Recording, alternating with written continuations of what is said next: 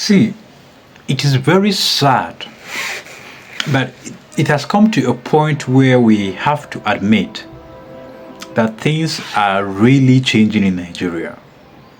I woke up to news of the government of Katsina State negotiating with terrorists and bandits that have been troubling the local areas of that state. In fact, this is becoming, a norm in most of the local communities in the northwestern region of the country.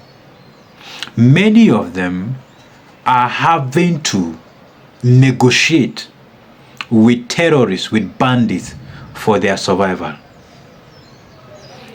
This is really worrisome.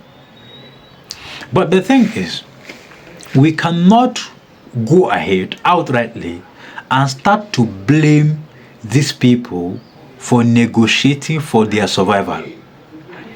Now, their logic may be, if we can negotiate and then surrender some things for our people to live in peace, then they are willing to make the sacrifices. Now we have to start to question.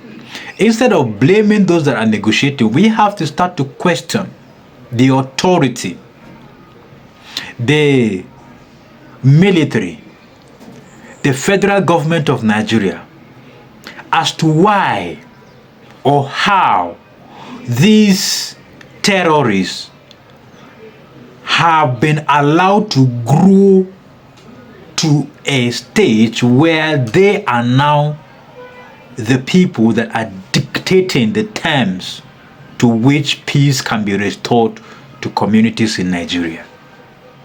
How many of these bandits do we have in this country compared to our military, compared to our national police force, compared to our civil defense, compared to other parastatals?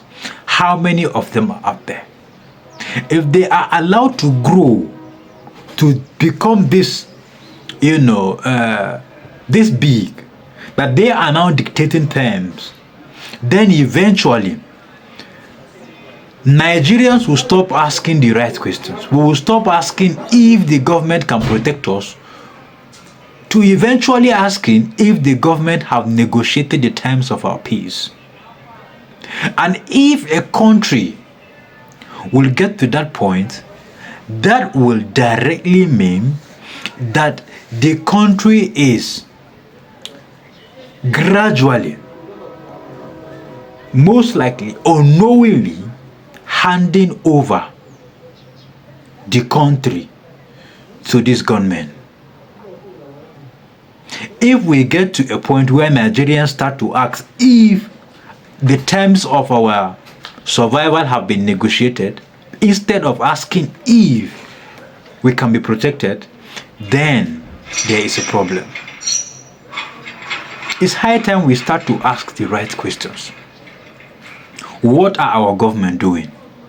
Why is it that in other nations they proudly say they do not negotiate with terrorists? Why is our own different?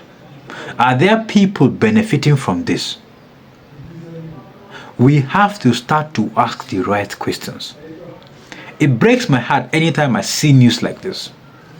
It really breaks my heart. Countless number of people have been rendered homeless.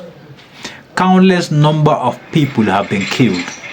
Countless number of people have been left without arms, have been amputated, have been left with severe and major injuries that it will take a while for them to get over. But then, we need to start to ask the right questions.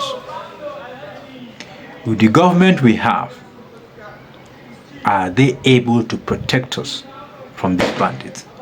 If the answer is no, then it is time we take action. Then it is time we vote them out. It's as easy as that.